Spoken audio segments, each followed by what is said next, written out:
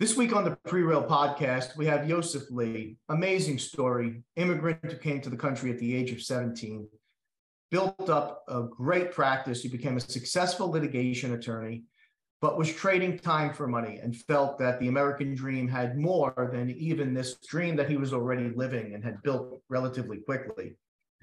Through Robert Kiyosaki and Rich Dad, Poor Dad, of course, Bigger Pockets, of course, he had that moment where he had decided he no longer wanted to trade time for money. And from 2020 to 2022, Yosef Lee has acquired over 1,100 units in the multifamily space as both JV and Syndicator. Yosef Lee, this week, it's a great show, wonderful guy out there crushing it, shares a lot of tips and inside information on how he built the plan to get the deals done. Don't miss it, Yosef Lee, this week's PreReal Podcast. Are you ready to bring your real estate game to the next level? My name is James Prendamano. I'm the CEO and founder of PreReal, and over the past 25 years, I've closed over $1 billion in transactional real estate. Each week, I'm meeting with outstanding investors, high-performing individuals, and visionaries operating in the real estate space. These are the people that are actually out there in the real estate game right now getting it done. This podcast aims at bringing anyone's game to the next level. This is the PreReal Podcast. Welcome, everyone, to the PreReal Podcast. We're joined today by Yosef Lee. Yosef has a fascinating story, in at least as I've perceived it. Yosef is a self-described strategic planner, action taker, entrepreneur wannabe. He has a litigation background as an attorney, an avid real estate investor. And folks, the reason I wanted to have Yosef on, and I want the folks to pay close attention to today's show. So we're gonna lead with the punchline. In the last 2 years, essentially, Yosef has gone from 0 to 1,100 units as a GP. That to me is absolutely remarkable. So Yosef, thank you so much for taking the time and joining us today. Thank you very much, James, for having me. I'm very excited to be on this show and know this is very renowned, very well-known real estate podcast show. So I'm very happy to be here. No, I appreciate that. And it's having guests like you on that have helped us build the audience. So we typically like to start, Yosef, with some background, right? People don't wake up and they're not born as real estate investors. So can you give the folks a little bit of history? My understanding is that you are the son of an immigrant father, and just walk the folks through your journey up until the point that you started to invest. Sure. So as you said, I'm a son of, well, not son of an immigrant. I'm immigrant myself. So I came here when I was 17, almost like a couple of months shy of being 18 years old. So as soon as I came here in the US, everything was like a shock, right? Culture shock. And I had no friends. So I had to make new friends, new language and everything. So every day, ever since I came, my life has been all about proving myself in a new country, right? Trying to get better version of myself every day, as much as possible. I think I achieved some goals, but also, had many mistakes, but, I learned the lessons and moved on. So fast forward, I became an attorney after graduating school, worked for years, and I became an attorney looking to become a professional, making some monies, living a good life. And doing this for a couple of years, I started realizing that by nature of my job, I am trading my time for money. And I was started thinking, like, is that the job that I want to live for the rest of my life, right? The way that it works. Okay, you're making some monies, but it's what next, right? So I started looking to, the options and where I could sort of take the control of my time back. And I started just doing some research myself. And that's around when I stumbled upon the book, Rich Dad and Poor Dad by Robert Kiyosaki. It's the purple Bible, right? And that book just changed my mindset upside down. Like, wow, this is so simple yet so powerful. No one really taught me about this. So that's when I started looking into creating some passive income streams, and didn't know much about it. So I tried a little bit of REITs, and I started trying a little bit of mutual funds and stocks, whatnot. And I stumbled upon real estate. And as I delved into it, I stumbled upon something called multifamily. And the benefits that multifamily investing offers was just no-brainer not to take. So throughout 2019, I started doing self-education by going to biggerpockets.com. And then I started listening to the podcasts, like people like Michael Blanks and Grant Cardone. Those are the first two people I listened to. And, I started dreaming about being a real estate investor, multifamily real estate investor. And the fact that I'm from New York got me into a limiting beliefs, like, how can I find a big multifamily as an individual, not as an institutional level, and become an owner of a building like that. And okay, let's see if I could start finding something, not in New York, but maybe somewhere else, New Jersey and Connecticut. I started looking into other states, but still expensive. Still, it's not just something that I thought I could, because I'm not going to be there whole time to look after the property. So these are all the limiting beliefs that I had in the beginning. But through proper education, through networking with right people and making a right partnership, I was able to crush that limiting beliefs. And fast forward, starting from February 2020, I joined a mentorship group, two of them. One is MIH Mastermind, the other one is Jake and Gino Multifamily Investor Group. And I met all my partners there, did the right education. And then, I ended up doing my very first deal in December 2020. That was the 44-unit multifamily in Kansas with 6 of us as a joint venture deal. So we covered a lot of ground there, and thank you for the background. At the age of 17, you came to the States. Can you just spend a minute or two on the driving motivators for that move? That had to be scary as all hell, right? Coming to a new place and having no base to step into. What were the motivating factors that said, okay, Yosef, it's time to do this? Mm-hmm. Well, as scary as it was, at the same time, it was very fascinating because, look, I'm in a new place. This is a land called land of opportunity. So, and I was young. I thought I could make something huge in this new country and impact. So that was my driving factor every day. Like I said, being a better version of myself every day. Like, okay, no matter what it is, let's try to learn something new and try to find the goals, try to find the visions, and see if I could, make something happen here in this new country. That was very initial driving factors before I got married and having kids. So you're here, and we all seem to fall into this pattern. Well, not all of us, but many of us fall into the pattern where we are trading time for money. We're not even aware that we're doing it, right? We believe that we're crushing and we're doing well. You're an accomplished litigation attorney. I'm sure that you're doing well, and you're starting to pull together this American dream that you spoke about. And then you read Kiyosaki's book and Rich Dad, Poor Dad over and over and over. Every single investor of scale that I've spoken to, that book has played, including my own journey, a pivotal role in taking concepts that these are not complicated concepts. This is not stuff that's in the abstract. This is stuff that we know, right? It's there, but we're not aware of it. We know it, but we're not aware of it. Right. And until you've gone through that book, and it is the Purple Bible, as you said, this is a book I revisit every single year now. It is absolutely imperative.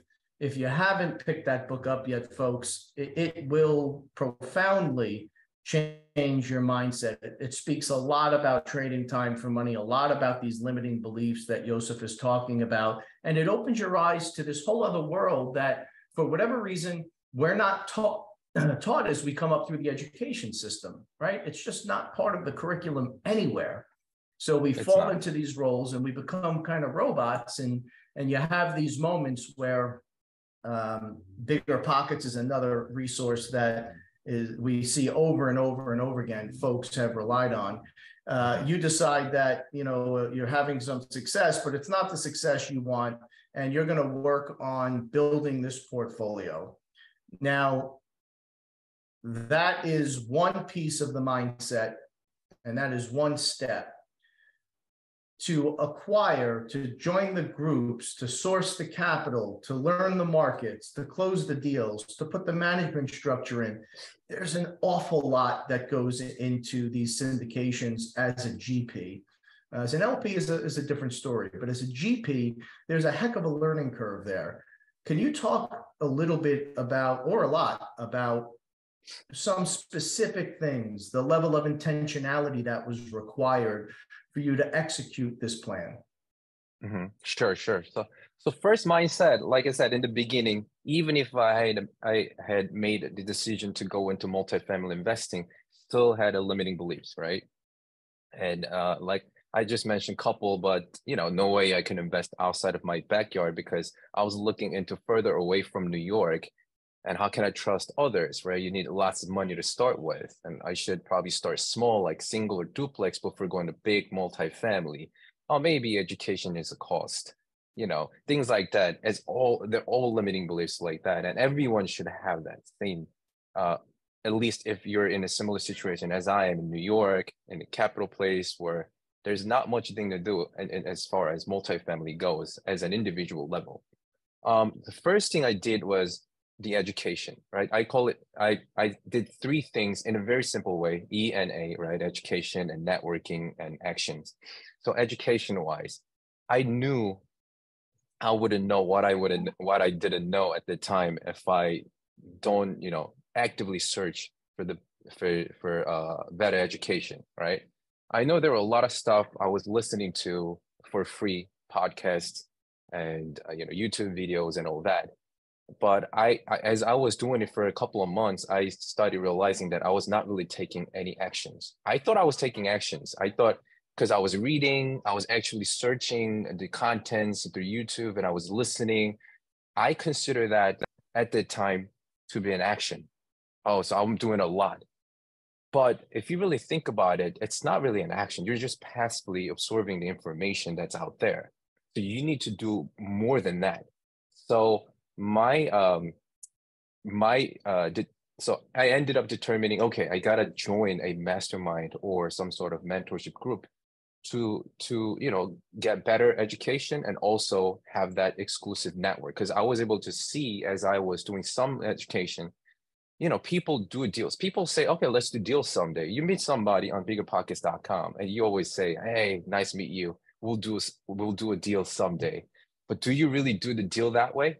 Maybe you can, but to me, seemingly the deals are being closed by people who are within that close proximity. I noticed some people, they do the deal together because they're in Brett Sumrock group. They're doing deal together because they're on their Michael Blank's group.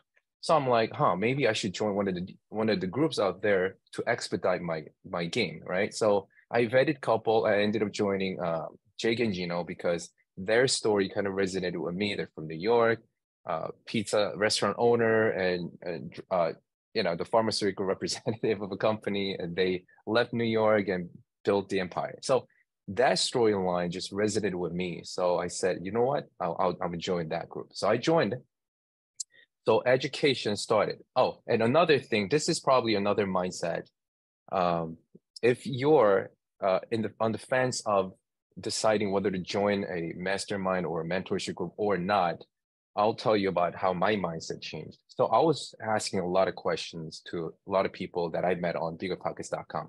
80% of people told me, look, Yosef, I understand that you want to join a group, but let me tell you, whatever that you're going to be learning from these groups, you can learn for free from YouTube or podcast, listening to podcasts, or just by reading some books.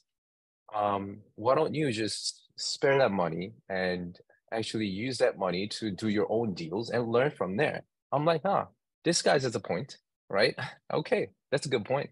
And I was talking to this rest 20% of people, and they were like, Yosef, you got to join. It's must join. You're going to meet a lot of people, amazing people. You're going to be partnering up with them. You're going to be within their exclusive network. I'm like, okay. So this guy has a point as well.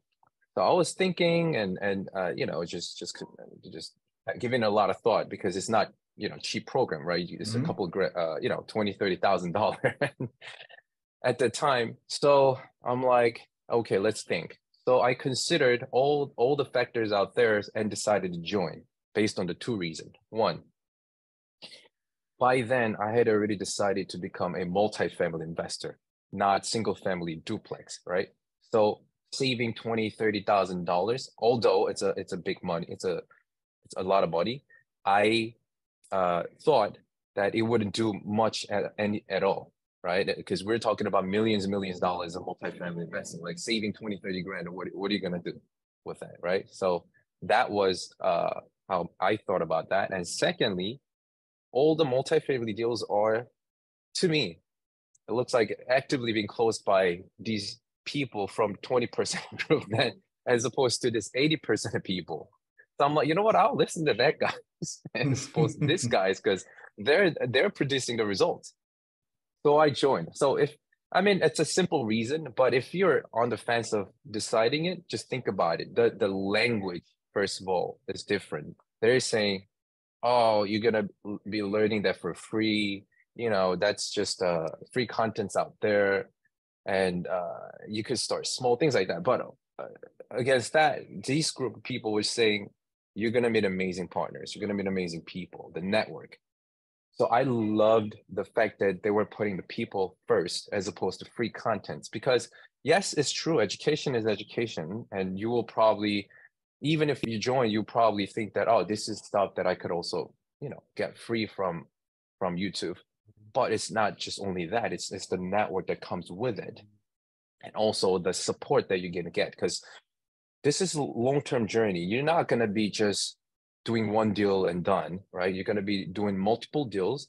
And this is not a flipping or wholesaling where you could probably do one or more deals per month and yourself. No, we're talking about at least 20, 30, 40 units to 100 units apartment where you will never be able to do it alone. So you need that support. I didn't have that support from my friends, because in New York, you're in New York, right? Yeah.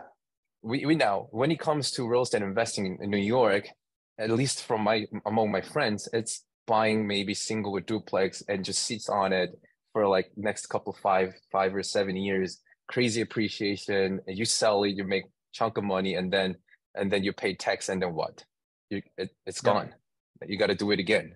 But guess what? The price is already up, right? Yep. So no one understood this multifamily syndication concept among my friends. So I was kind of lonely at the time, because like they were like, are you sure this is like legit business model? You sure this is not a scam? I'm like, I believe in it, but they just didn't know, right? They didn't have any proof of concept. So in other words, you have that support from these groups. They all understand what you're trying to achieve, what you need, and what you're missing as puzzles, right? So I joined. As soon as I joined, I started networking crazy. And luckily, the pandemic was disguised blessing for me. I joined these groups in February of 2020, right? Right after that pandemic came and shut down everything. I was so eager to go out and meet real estate people, but I couldn't because I was not allowed to go out. But you know what? I found out about Zoom. I didn't know about Zoom before. But after pandemic, I learned about Zoom, and I learned that people started taking this Zoom call more seriously than before, right? Before, who would think that we'll do business over Zoom, right? but the pandemic made a game changer factor into this whole video conferencing. So I started doing a lot of networking calls, and I had a lot of time back then because I didn't have to work. For a good 6 months, I had no work. So all I did was educating myself in real estate Secondly, doing a lot of networking calls like this one-on-one Zoom calls. I counted and stopped around 200 calls in 2020.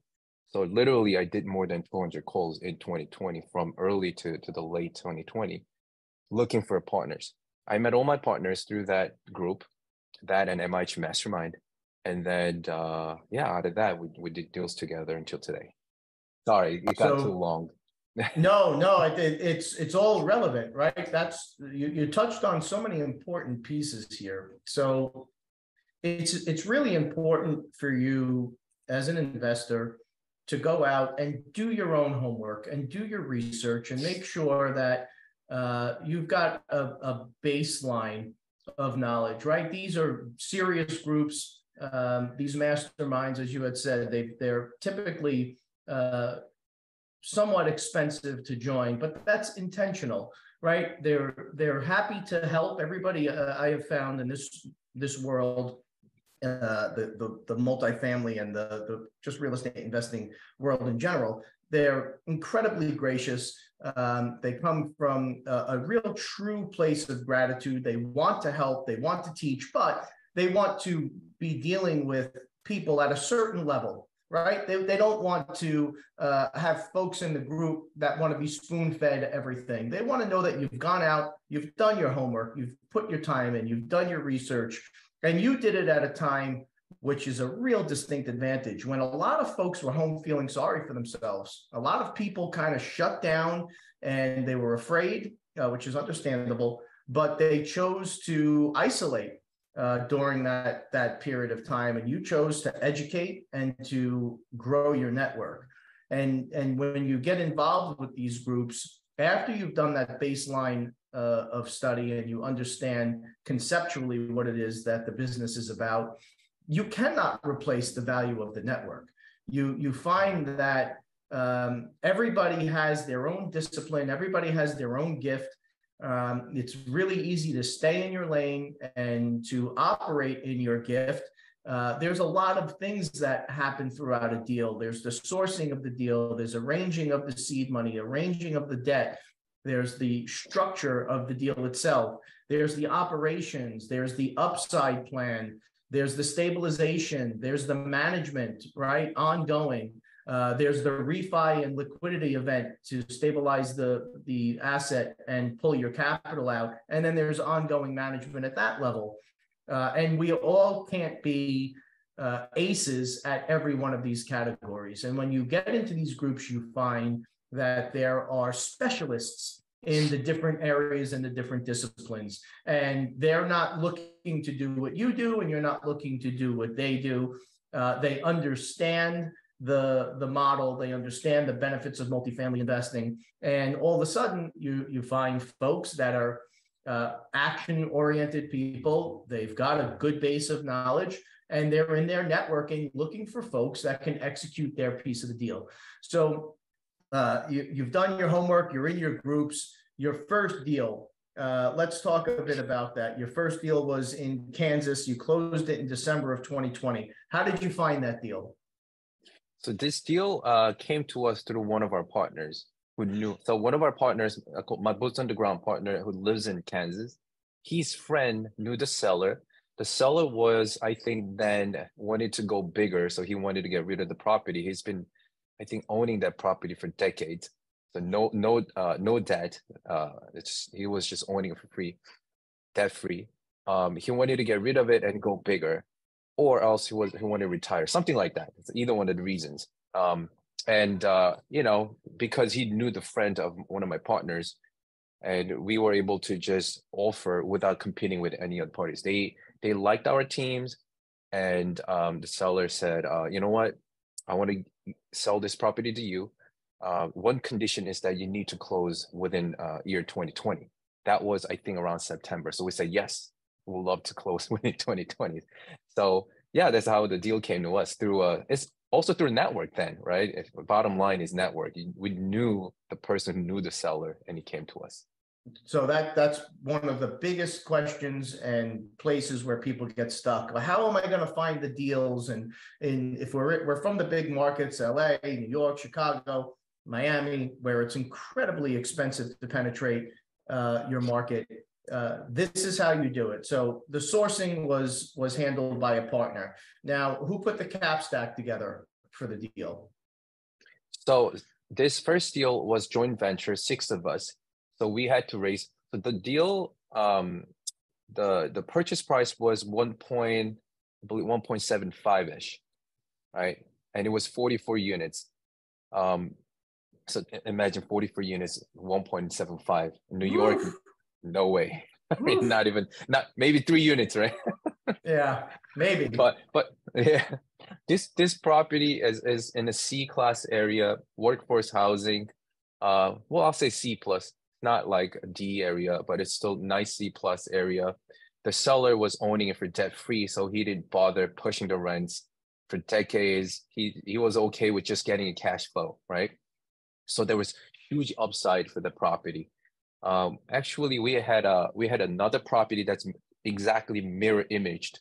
So we believe the developer developed 88 units and just cut in half in 2 parcels and sold one to the other, right? So that mirror image property, without putting anything much renovation into it, at the time we're getting at least $200 per unit more rent than ours. So we knew that the market rent is at least $150 to $250 more per unit per month. So we knew that there was a huge upside, and yet the seller didn't put much value into it because it was still cash flowing. He didn't bother. So when we acquired it, it was 1.75 million, but we knew there was huge upside to raise the value. So we bought it 1.75, and we had to raise, I believe, $650,000 or $650,000. So it was taken care of by among us, the 6 people. So another interesting limiting belief and thing that you hear, if the landlord could get more money for the apartments, they would be getting it. Not true. Everybody's circumstance is different, and you find in these deals that there is so much opportunity that often is just not realized because of life circumstance, timing, a number of different factors, right? So loss to lease to the tune of $150, $200 an apartment has a significant impact when you're talking about 44 units, right, across the board. You're talking about raising your cash flow by a good margin here. Yes, now, totally. And just to piggyback upon what you just said, by now doing, some deals, by now I realize what the ideal buyer the sellers are looking for is not the one who offers the highest amount of money, but someone who can close for sure. Yep. So everyone's got their own pinch points, right? And that's another common misnomer that the highest bid wins. Everyone has, you have to understand your seller. It is so critically important. I'm a deal maker. That's my gift, right? To understand your counterpart, you have to listen. And if you listen, they will tell you everything that you need to know to negotiate the best deal possible. For some people, they want surety. It's strength of buyer and down payment. For some people, it's timing. They want to be out early or they want to be out later. For some people, it's a personality thing. For some people, of course, it is price. So, right off of Jump Street here, assuming $200 loss to lease per unit across 44 units, that's $96,000 a year in cash flow, just from that one improvement, right? Now you take your $96,000 and you extrapolate that over whatever cap rate it is that you want to apply. You're talking about almost doubling your value in just that component. If you look at it at, say, like a 6.25 cap, right? You're adding $1.5 million in value on just that one little micro adjustment. Right. What you said is what actually happened.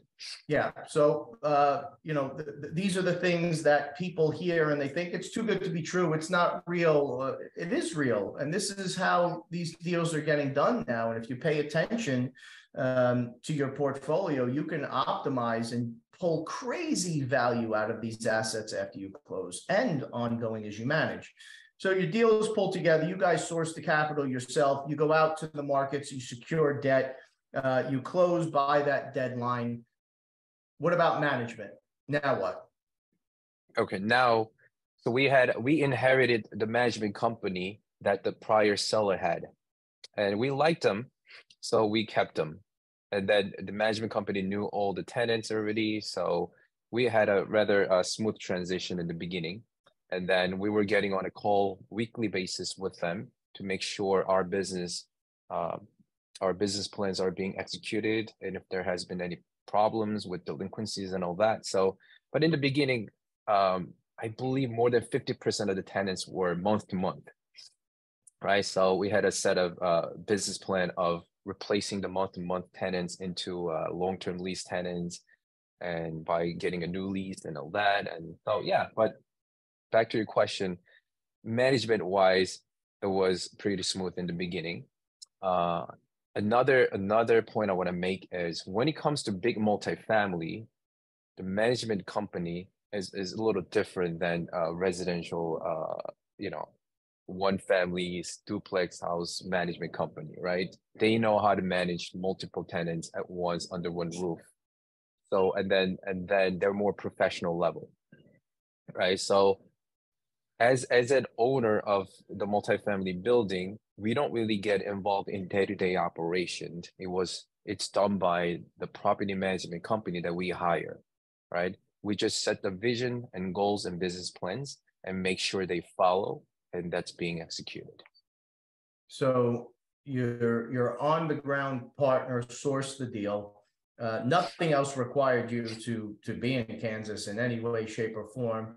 Through a clear vision and an intentional plan, you began to execute on the model. You start converting some of the month-to-months into year or 2-year leases.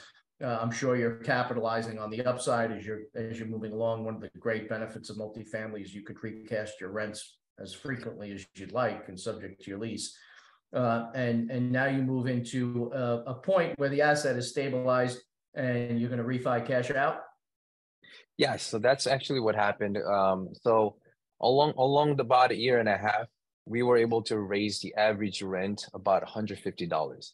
Still have upside, but we pushed it to about $150. And as you can calculate, that area, and we call it C area, right? So we applied about 7% cap rate there. So if I just run my calculator a little, $150 times 44 unit, right? Times 12 months, $79,200. Yep. And as we know, if we divide this by cap rate, it will give us the value of the property. So if we divide 0.07, now, as you exactly mentioned, $1.1 million plus value was created just by pushing the average rent to $150 per unit. Now, we had the good relationship with the local bank that we got the loan, but we wanted to get onto an agency so that we could have a lower interest rate and longer balloon terms. So I think we did through a CBRE, we got onto the Freddie Mac. So we actually got a lower interest rate for the new loan. And CBRE sent out their own appraiser, and the appraiser result came out to be actually they applied lower cap rate because they thought this area is more gentrifying. So the cap rate we applied was 7%. I think they came up with like a 6, if not 5.9 or something. So actually it was a lot more than the value that we expected. So we were able to, last April 2022, we were able to pull out enough money to return 100% our capital back to all the investors, yet still has some left over. So we distributed the bonus too. And then, the property is still cash flowing. This is the proof of concept of infinite return, right? I knew your numbers and I never saw the deal. Maybe we'll partner on the next one. Yes. So you had to be thrilled, right? This is your first deal. You absolutely smash it. You're pulling your capital out inside of a year and a half, essentially, plus bonus for distribution. And now the vision is there, right? Now it's just uh, once you've done your first deal, you could read about it in the book, and it's here in my stack somewhere because I'm constantly going back to it. You know, you read the book, that's one thing, but once you've gone through the actual deal and you've pulled money out, see, folks, I'm not just saying it. It's never too far There you away, go. this book, right? Once you've actually cashed out and you've gone through it, then you see the difference between trading time for money and not trading time for money. And the fire is lit, right? So from that point, you have now added another 1,053 units, plus or minus 1,057 units, plus or minus. Talk just for a few minutes on what that scale has looked like. Have you formed multiple groups? Is it still the same core group? What's happened in that evolution? So after that first deal, following that March of 2022, March of 2021, I'm sorry, we did our second deal, 68 unit syndication with the same group, as the same core group, having additional secondary partners. So this group, this core group did first JV, and 3 months later, we did first syndication deal, right? So we experienced, I was fortunate enough to have experienced both. And then thereafter, one of my mentors got me a job offer. He offered me a part-time position in his real estate company. So I joined his team. He was like, I know you're working full-time as an attorney. I don't care whether you work at night or weekends, as long as you get the job done. Would you like to join? Love to. I said, of course. So I joined. And with him, I started learning as to, how to raise capitals. And also I looked after his companies and creating operating agreements and all that, like some legal stuff, right? So that's how I started adding value to his company. So with him, he joined with another group. It's a Sharpline Equity, a great syndication operator out there.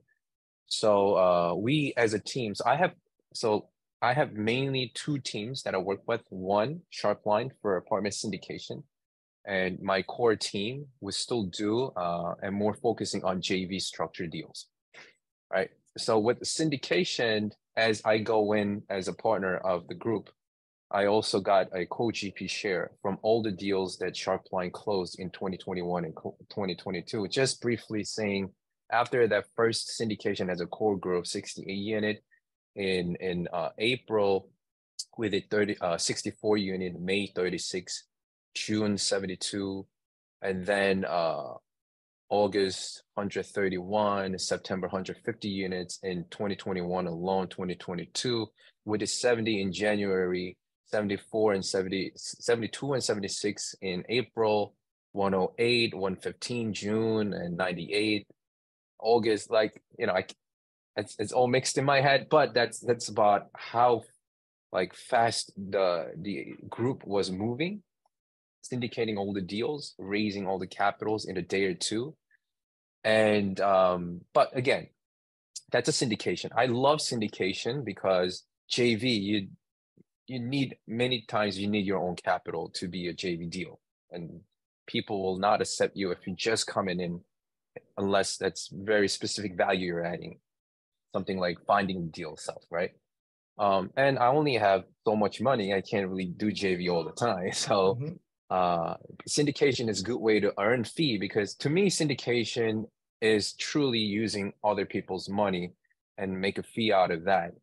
And then I love to roll that money into JV deals because I also see different value from JV deals. So I love to do both. To me, syndication and JV together. You mentioned about truly trading. Truly taking the time back. Is that what you meant? Or freedom of time? You definitely mentioned about it. Yes and no. Some people think that being an active investor it's a great thing, but to me, I learned being an active investor, yes, you can leverage other people's money and other people's time. You will get some time back, but still it's active. Sure. At the same time, you're being an active, I want you to become a passive investor as well. You need to, as you make money, save money, you need to put that money to work for you. Otherwise, you will always just still work. So I love to do both. That's my business plan. I make money from syndication and JV, either cash out, refi, whatever, and fees. I roll that into a passive investing side, either in my own deal, usually, but I also invest in someone else's deal as well. So that at one point, if something, God forbid, something happens, I stop being an active investor, still have something coming in. Yeah, it's different strokes for different folks, right? It's two completely different mindsets, clearly two incredibly different skill sets. On the active side, the GP side, you're actively working, pursuing, and accountable to people for their money. On the passive side, you're essentially cutting checks and you're trusting in the team that you're investing in to execute, which is why it's so critically important to make sure you do your homework and you find investors that understand the markets, they're ahead of the trends, they're really actively working it. I say this on the show all the time. I've never seen a pro forma that didn't look great, right? Everybody's pro forma looks great. Oh, yes. Right. But if you can make it look good. Yeah, no doubt about it. But if you're seasoned, you could see through most of it pretty quickly. And if you're not, make sure that you're with someone that is seasoned that can see through this stuff. Otherwise, that's how people get hurt. Look, Yosef, congratulations on the success. Yosef, my brosef, it's going to stick with me now. So people can find you at yosefyourbrosef.com. But I wanted to, in your words, please tell the audience, what is the best way for folks to find you? I try to be very active on social media. So I'm on Facebook, LinkedIn, Insta, and I started doing some TikToks. So it's funny. That's whole lot of different social media platform there. But I started anyway, so that I could also get some value out of it. All handles are the same. Of tomorrow, Yosef, they are. I mean, we're on TikTok. Right. It's been a slow burn, right? But people start to follow and catch on, and there are some young folks that are really interested in this, and you start building the network, and you become a brand and an entity, and I applaud you for it. I think it's great. Yeah. Right. Thank you. And also, there's only one handle for that, Yosef Your Brosef. So YOSCF, YOURBROSEF. And send me the DMs. I'd love to get on the call and share my experience and share my tips and all that. Yosef, I really appreciate it. As always, folks, all the links, all the information will be down below. Congratulations on an amazing jumpstart to the career. We're not too far apart here in New York. Maybe one day we'll get together and we'll get into a deal, on our own. For sure. I'd love to grab something and or eat dinner with you someday. We'll do that. We'll definitely look you up. Yosef Lee, everybody, appreciate the time. As always, folks, please stay safe. Are you ready to bring your real estate game to the next level? My name is James Prendamano. I'm the CEO and founder of PreReal. And over the past 25 years, I've closed over $1 billion in transactional real estate. Each week, I'm meeting with outstanding investors, high-performing individuals, and visionaries operating in the real estate space. These are the people that are actually out there in the real estate game right now getting it done. This podcast aims at bringing anyone's game to the next level. This is the PreReal Podcast.